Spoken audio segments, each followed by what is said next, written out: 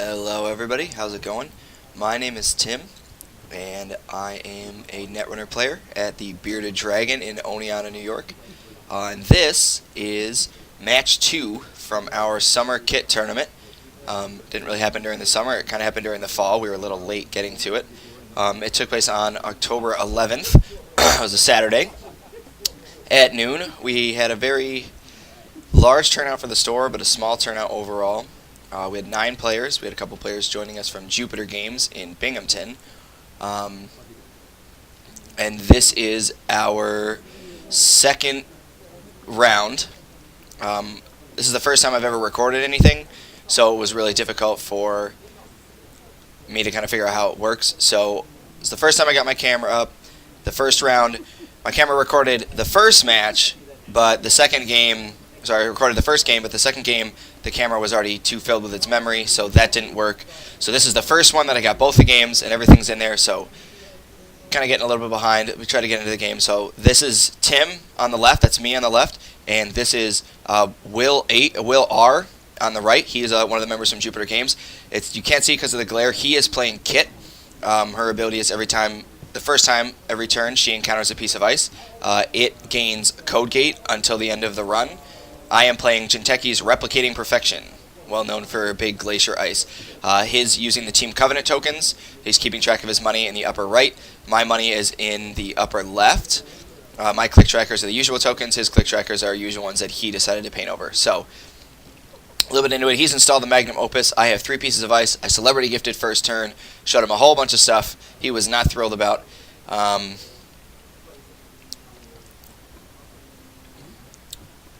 we're rolling. He installs a Dinosaurus. There was a lot happening in this tournament. My brother is the one you can see in the upper right, and one of my friends is Jake is in the upper left.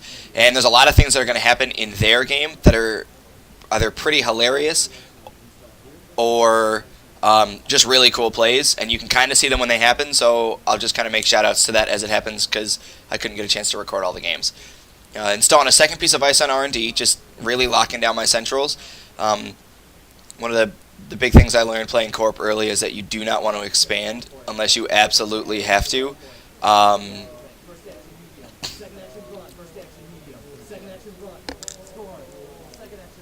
So I'm taking a pause right now because in the game above us, there was an open R&D and the player dropped a medium and is just running. I got distracted. I felt bad for my opponent, but he was paying attention too.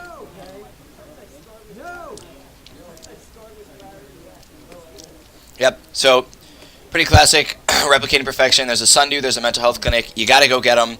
As much money as it's going to take to do it, because that Jinteki with money is so scary. The ice is going to get so big, and it's just going to be so taxing.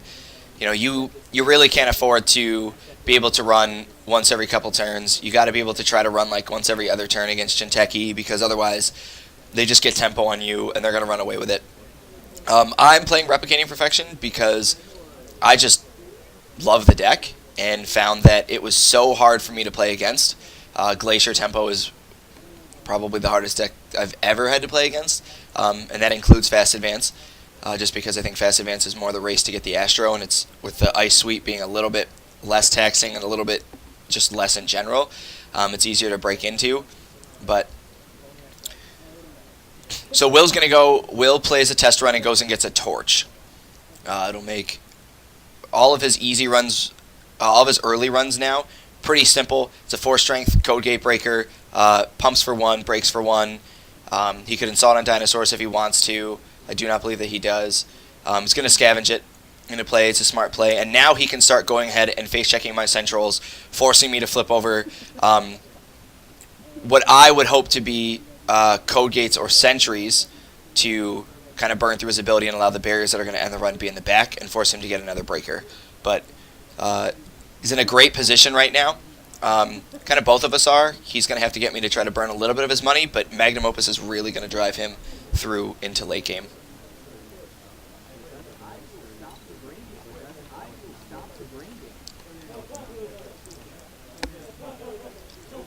Alright, so he's running HQ.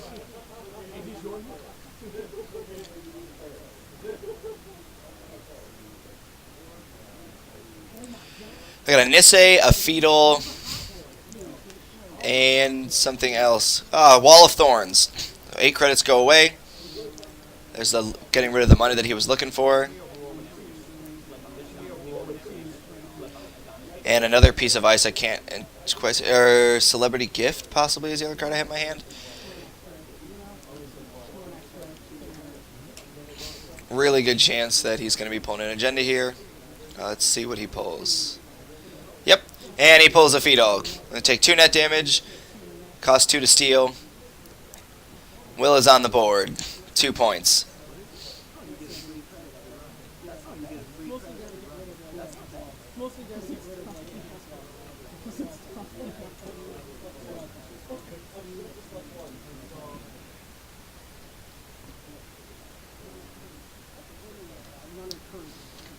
Oh, one of the things I found really interesting on that discard is he had Net Celebrity. He was running the current. Net Celebrity says, I believe, whenever you make a successful run, you gain a... No. Net Celebrity is a recurring credit that you can use during runs, I believe. Hopefully I didn't screw that up. I should probably know this, but I know it's a newer card. So it's cool in that he can actually continue to use that credit, and it works. But the other main reason he did inform me he was using it is to hold in his hand and use kind of like a counter when his opponent plays a current, such as Enhanced Login Protocol, or, I mean, I suppose the one where the runner's text box is blank, but I think it's arguable that that's not that great of a card, since it's the only runners you're really seeing. Like, I mean, I guess it would really hurt Kate, and Kate's getting big, so I'd like to see the card come into play. But with so many people playing Andromeda still,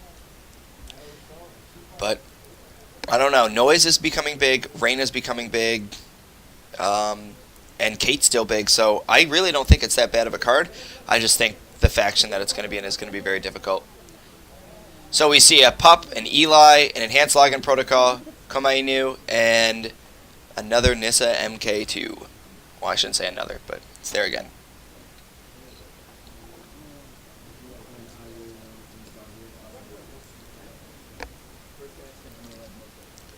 Doing exactly what I need to be doing. Dropping another piece of ice in front of HQ. Forcing him to go get another breaker if he's going to get into my hand. Not that my hand's a super big threat right now, but it does give me that option to play it. I have 17 money. I'm going to move it up to the front just because it's easier to see, because as anybody who's played against Replicating Perfection knows, you tend to lay out a lot of horizontal servers, and with my money buried in the bottom left, I didn't want my opponent to think that they couldn't be able to do that. No, they wouldn't be able to see it. I didn't want them to have to like struggle to see where my money was.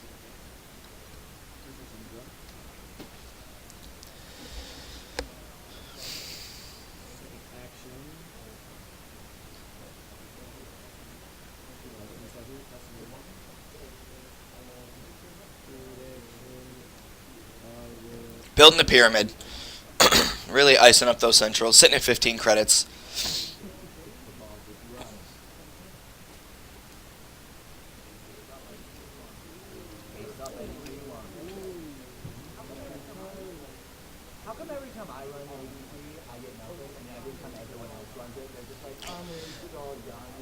So while this is happening, there's, I don't know if you can hear it.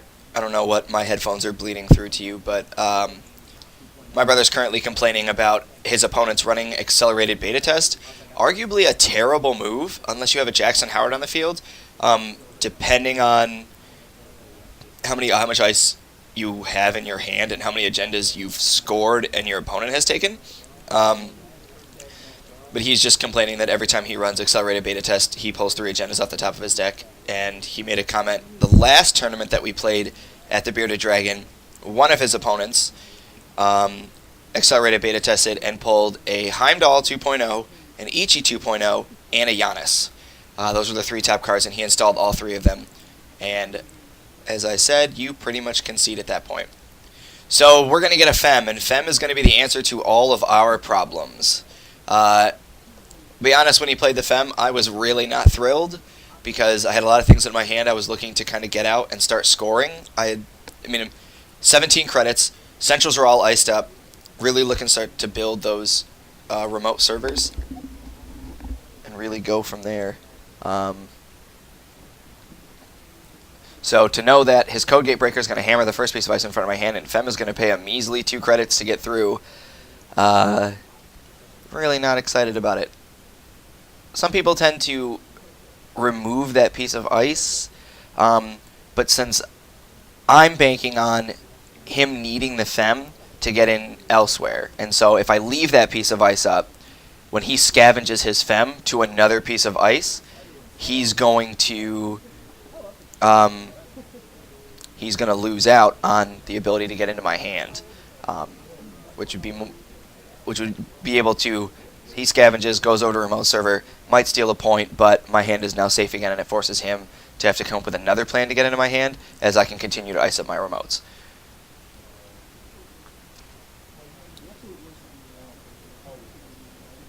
Shout out to Team Covenant for their tokens. They're just so nice. They're so pretty. To get to play against them was just so wonderful. Really easy to count, really easy to see. There's 1s, there's 2s, 5 pieces.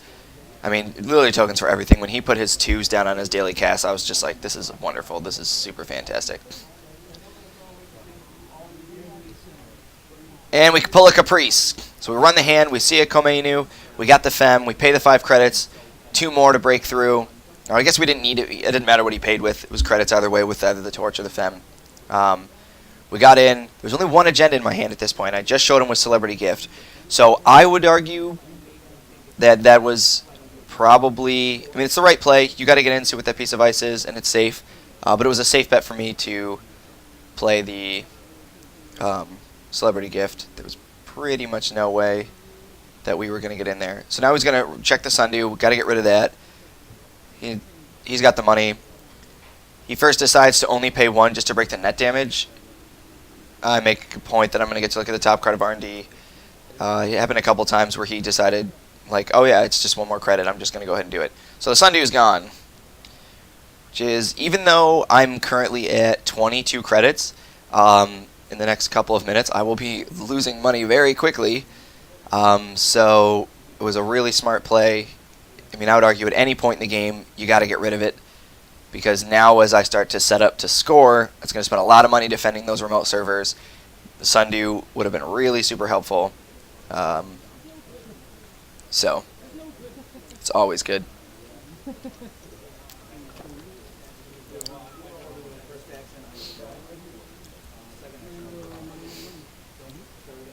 Opus is very scary to play against.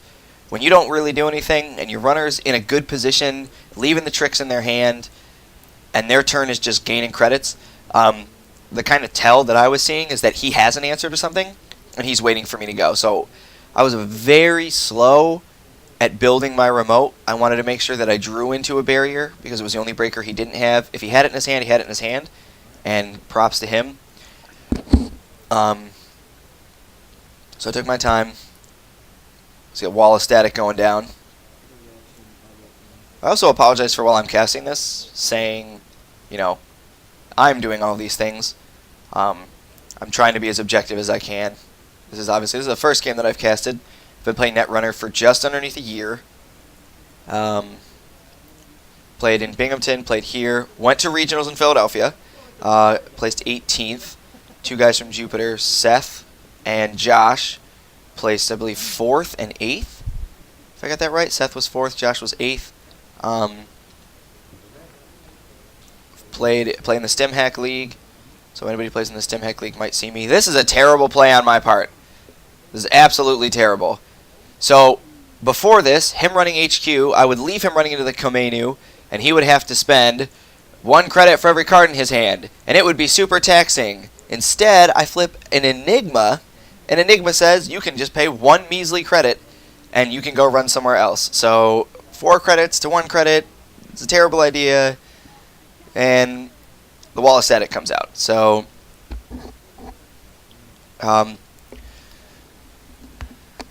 again, from where I'm sitting, I still don't know if he's got the breaker in his hand. Body language really wasn't telling me a whole lot of anything. We run the mental health clinic, clears it out. So getting rid of my money, putting him in a really good position. He's got the Opus. He's got the money generation. He can keep up with me. Things are going to get rough. Drawn to a toll booth.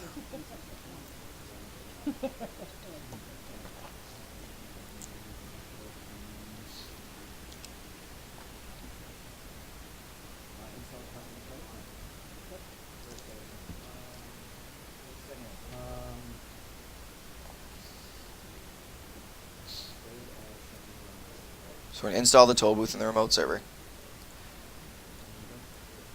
Just checking what things are going on.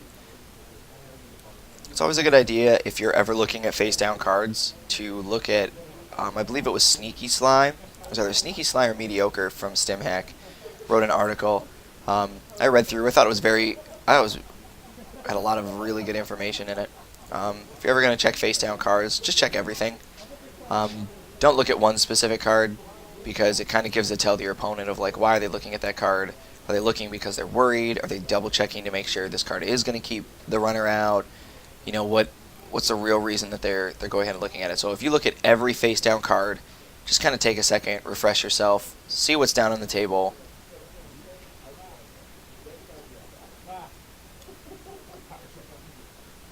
Things will work out well. All right, so I don't know if anybody heard that. What's happening at the table behind Will, that's off to the right, Brian L. is playing Scott H., and Brian is playing Noise and is installing all of his programs on Shahrazad. And we call it whatever I want. I just kind of say like Shahrazad, but anyway, he's installing them on Shahrazad, and he ran, and the response to running from the corporation on their turn was a power shutdown for 0, which wiped his Shahrazad and every other program that he had installed on it, which is kind of like a board clear, which I thought was hilarious and a super great play. But so we have an install, and an advance. So we're looking at 2 upgrades. The Nisei is in there, the counter's on it. This is going to be potentially a big turning point in the game. The enhanced login protocol is on the table. We're in a really good position. What I would really like to see the runner do at this point is run HQ, or not run HQ, run R&D, because it's going to start to be a lot of money for me to continue to protect and score out of those remote servers. That's what I would really like. Instead, Will makes a great play. He scavenges out his Fem onto the wall of static. So what I was mentioning earlier worked out. That's letting me know he doesn't have a barrier breaker in his hand, and he has no way to go get a barrier breaker. Now this could be a big play here. Again, we see the mistake of him taking advantage of the fact that there's an Enigma in the front of HQ. So we run HQ for 2 clicks. So first click, scavenge. Second and third clicks, we're going to run HQ. We're going to bounce off. Last click, we're going to run the remote. So no res on the first piece of ice, which we know is a toll booth. So we're going to go with the Caprice Mind game. I think it's a fantastic new thing, kind of flavor that's gotten brought to the game, the sense of mind games. Caprice is super strong. One of the things I've noticed with Caprice is that players tend to see her and just flat out not run the server. So 1-2. So I win the mind game. His turn is now over. He gets out, and it looks like we're going to see a score of the Nisei.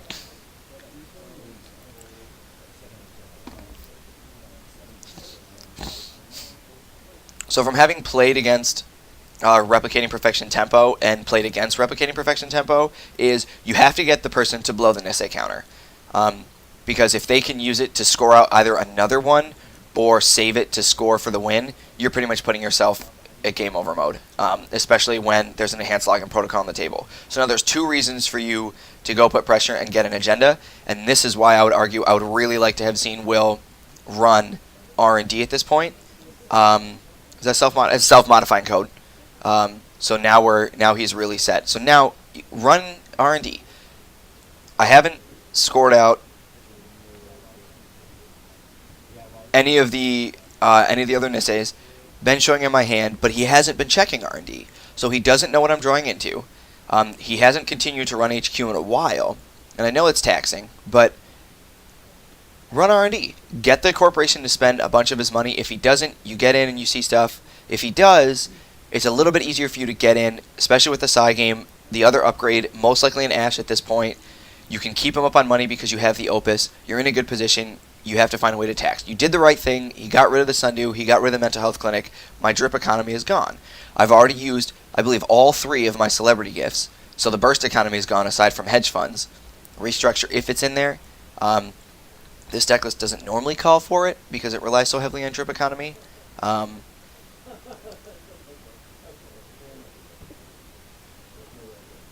So gets a couple cards, Opus is up, passes turn on over.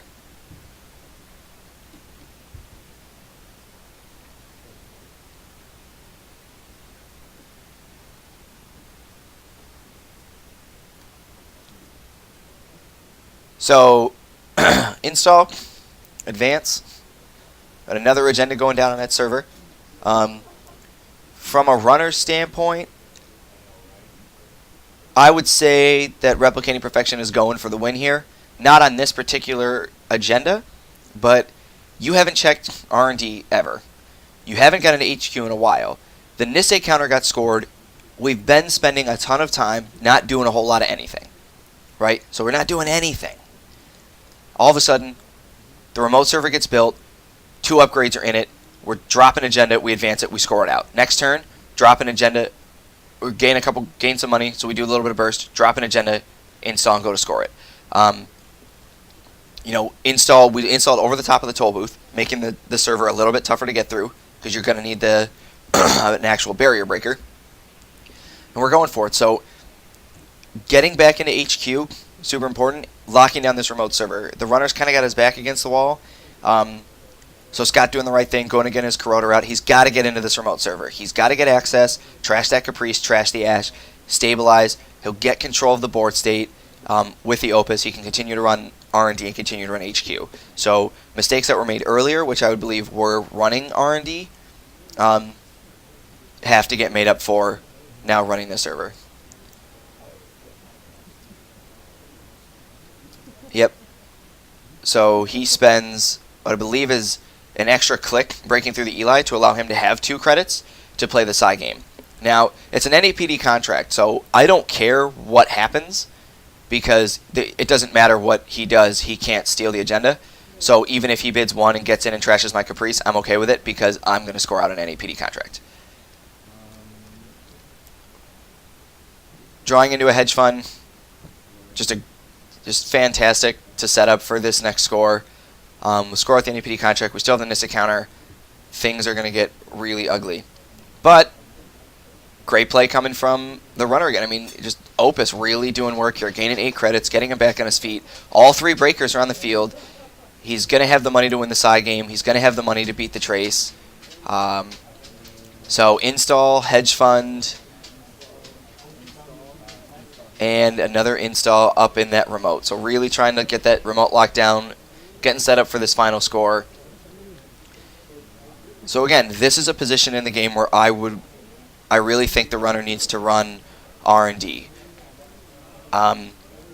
We're setting up that remote for a score. That means in the next couple turns, we're either hoping to draw into an agenda, that's going to go down in there, or we have one in HQ that we're going to drop down in that server and see what's going to go on there. So he gets past everything and he's in that little...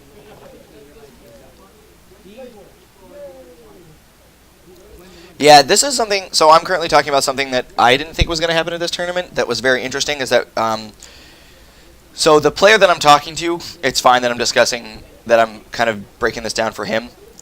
Tristan had been playing Netrunner for about a week and wasn't really sure how Dirty Laundry worked because the windows for new players are very interesting, like when the run is successful, but Dirty Laundry says after the run is completed. And I had a couple players had games where they would Dirty Laundry, and when the run was declared successful, would take the credits then, and then use that money to either steal an NAPD contract or trash out agendas. So I was explaining that that's not exactly how that works. So now what I see is this is Jinteki going for the win. We have an install, an advance. It's most likely a future perfect. With a Nisei counter and a hand slogging protocol is going to make it rough. First 2 clicks, Opus.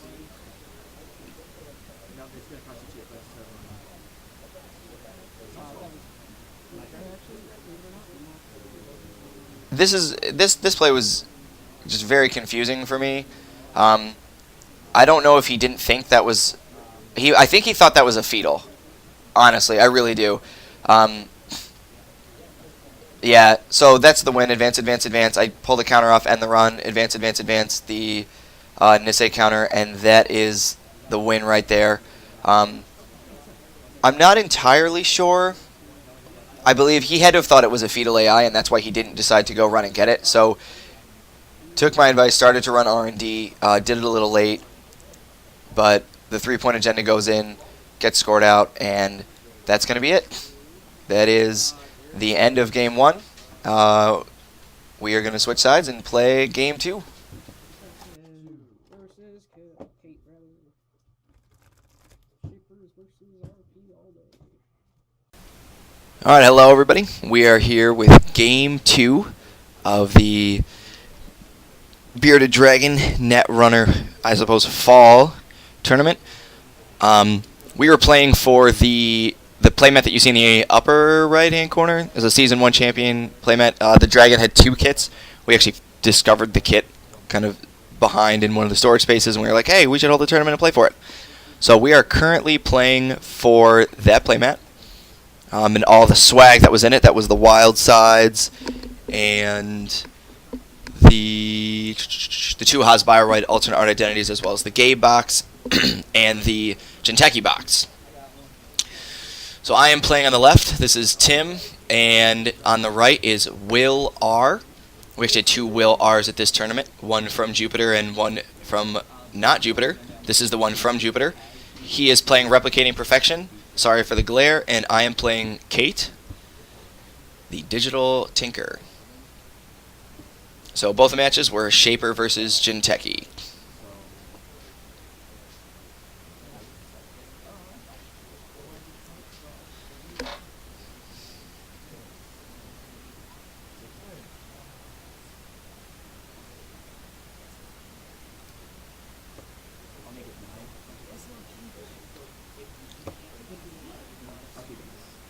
So if you can't match it, but if you want to spend your money so that you don't pay as many tags. So it's either going to be 9 tags or treble money for spending. Both players deciding to keep their opening hands, and game 2 is underway. So we see an install in front of HQ, an install in front of R&D. For the first 2 clicks, and last click, gain a credit. So we'd like to see a hedge fund or a burst there, but liked his hand, must like to see what's going on. First click, we see a sure gamble. Second click, we see a self-modifying code. Third click, professional contacts. Fourth click, use it. Professional contacts is such a great card.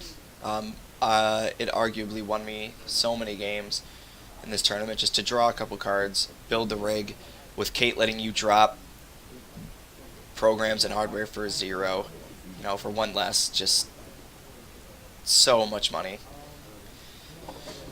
Install in front of a remote.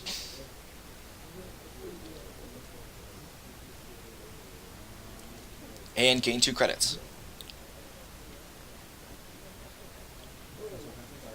Drawn to an indexing off of professional contacts. Drawn to a lucky find.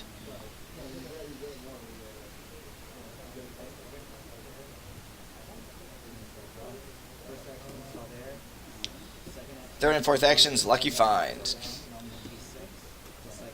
So prepaid Kate over on the left. And we'll see what kind of Replicating Perfection is over on the right. Replicating Perfection I've seen played a couple different ways. So my version was Glacier Tempo. I'm not sure if it's the most common. It might be the most common now. The other way that Replicating Perfection can get played is sort of a fast advance version, which I don't think is as viable. And then the other most viable one is very similar to the Personal Evolution, where you only ice the Centrals up with nasty sentries and then install naked remotes out on the left and try to get the opponent to not run traps or run traps and vice versa. So we see an indexing, not what you want to see in front of R&D when there's an indexing, just a pup. So we see Medical Breakthrough, a Nissa MK2, a Caprice, Melange, and a piece of ice. Can't remember what the ice was.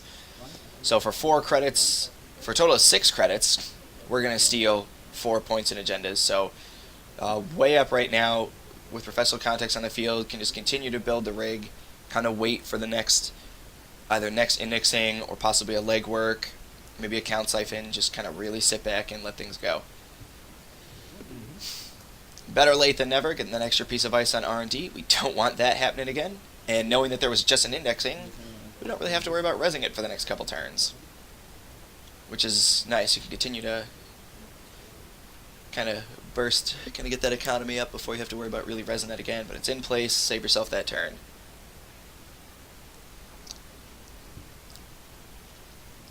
In between turns, pop the self-modifying code for a data sucker. Get that parasite data sucker train rolling. Just the more and more I watch games with players playing with professional context, just the more I'm really happy I run the card, and the more upset I am myself in the past for having not run that card. It's just such a good card. I mean, if you hit it after 4th or 5th turn, it's really not anywhere near as good as it could be, but to be able to play it on the first turn is so huge.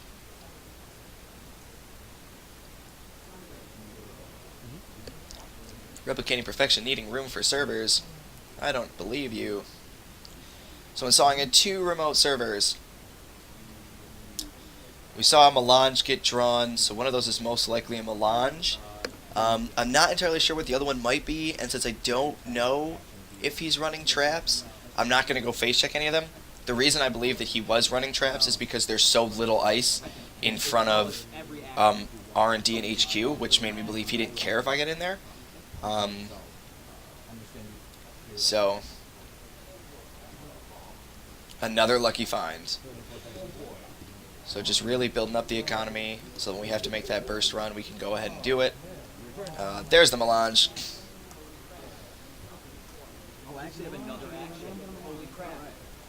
Alright, so what's happening in the upper game right now is there was just a mid-season. Mid-season went off for a ton of tags, and then the next turn, psychographics out a mandatory upgrades. Mandatory upgrades, it's a 6 costing 2-point agenda that gives the corporation a whole nother action. So then what just happened is psychographics out a private security force.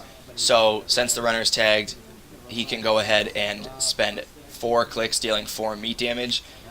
That just means that the runner's going to have to spend every single turn drawing a card. So we were pretty much just really quickly discussing the fact that the runner needs to just concede. Because every turn you're going to take 4 meat damage. So it was, you have 1 turn, make all the runs that you can make, and then go ahead and die. Now, had he been at 5 cards, he could have done it 2 turns. He would have had 2 turns to kind of make runs. But he was at, I believe, 3 cards? 2 or 3 cards? So he got... No, he was at 4, and then he went click, click, click, click, knocked all cards out of his hand, passed the turn over to him. We made the conversation saying, you're probably going to lose if you don't run.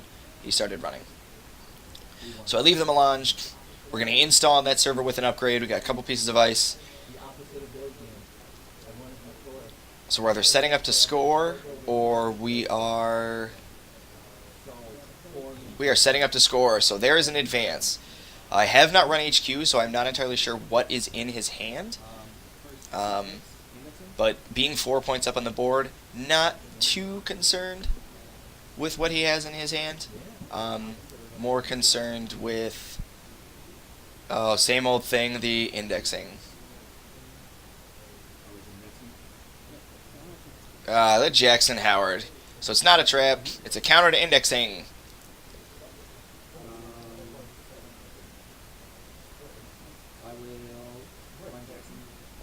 So 3rd click, run that Jackson Howard.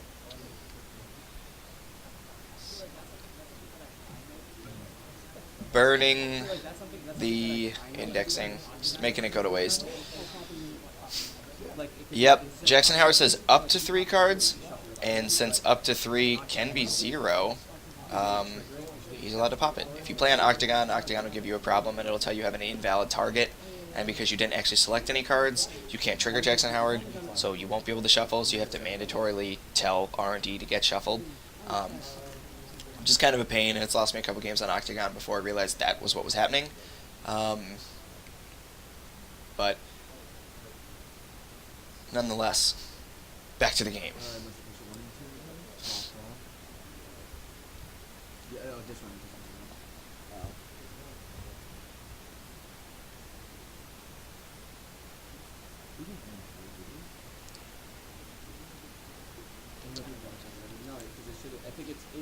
My brother was being very rude at this moment, trying to discuss the software that we have keeping track of points and why the points said what they did. I was just explaining it to him. So, fourth action.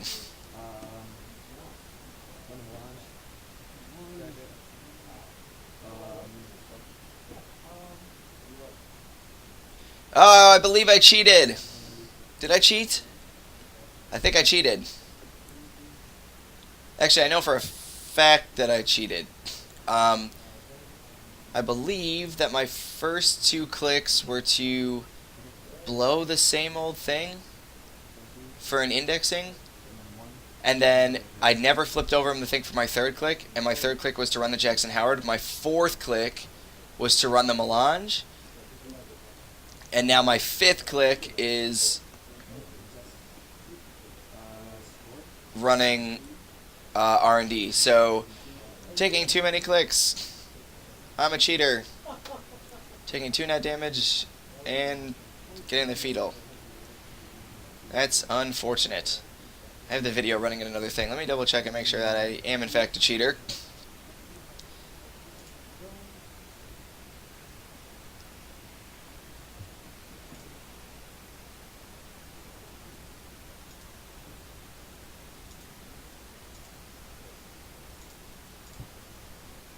Yep, I'm a cheater.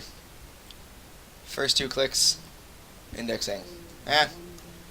It's probably why some players keep track of other players' clicks as well.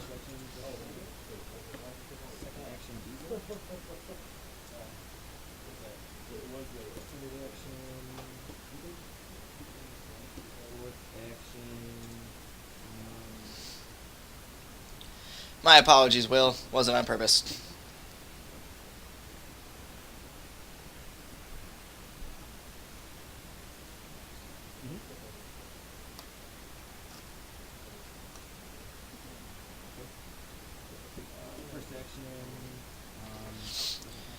First action, professional contacts. Second action, professional contacts. Third action, laying out the clone chip. Start to get that recursion. A couple data sucker counters. Last action, dirty laundry archives. The prepaid making that card so much better. 4 money and a data sucker counter. So even with just 1 prepaid and a data sucker counter, really getting your 5 credits worth, just for free right out of that card.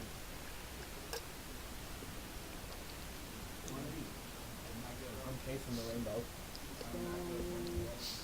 So we see an install, and we see 2 credits. So most likely not another agenda, unless it's a medical breakthrough, and we're going to just score it out on our turn. So running HQ.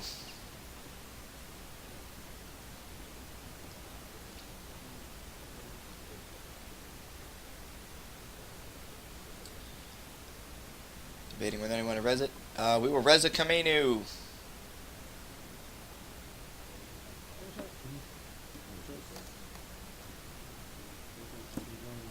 So he loses 5 credits, I lose a clone chip, and 1 cash. The run ends.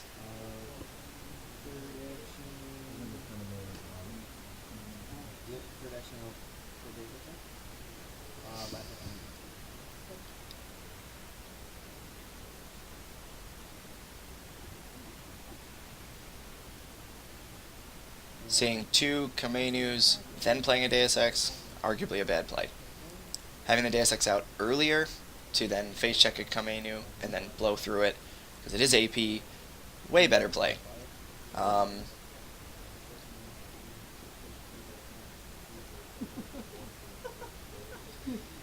Install on a remote. Install in front of HQ. And grab a credit. Yeah, so Sundew goes up.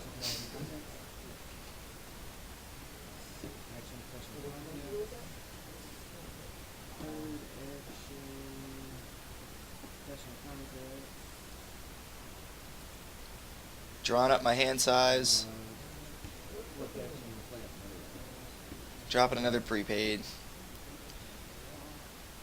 Arguably losing a lot of value later in the game. super late in the game, actually. I would say at this point to even be bothering to play the prepaid. So spending the 2 clicks to go ahead and run R&D. Enhanced login protocol, which will be there for the rest of the game. Because either I will steal and I will win, or he will score everything else. Runs R&D, sees a sundew, or sees a toll booth. 3rd click, runs the sundew, trashes the sundew.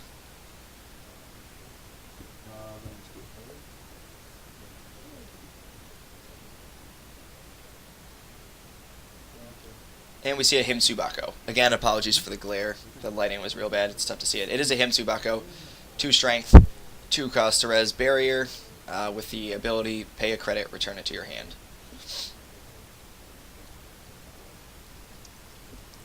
So, turn passes over to the corporation. Gains 3 credits. That's his turn.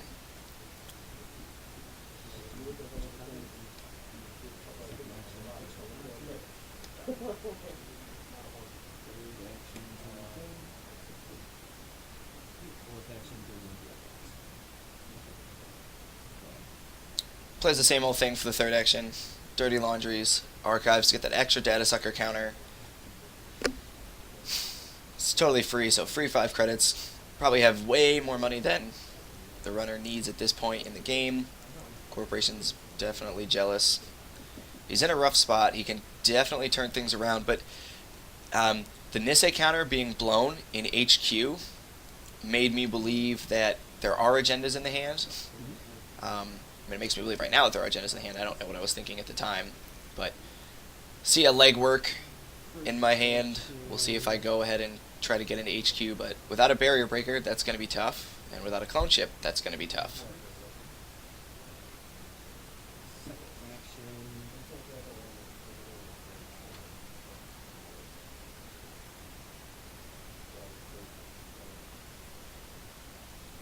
Second action, we're going to play an Atman. Strength 1, in case we run into any more Komainus. And 3rd action, we're going to legwork.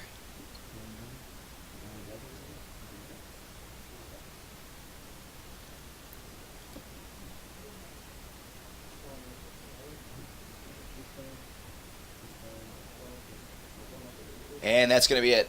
Pulling the other medical breakthrough, going to 8 points. And that is the end of match 2, game 2.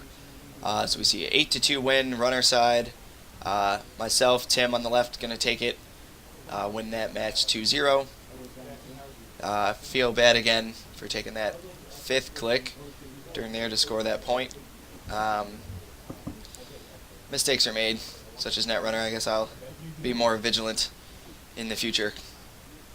Because Ryan, you and Jacob both won a total of 2. You split both rounds, right? Yep. Right. What's time around now? There is 11 minutes left. Oh, okay. Plenty of time. Mm-hmm. What? Put this here so they know what time the round's actually ending. We started late. How? I can't do that. I'll just throw that instead. Okay. You're right. I forgot about that. Who am I going to lose against next?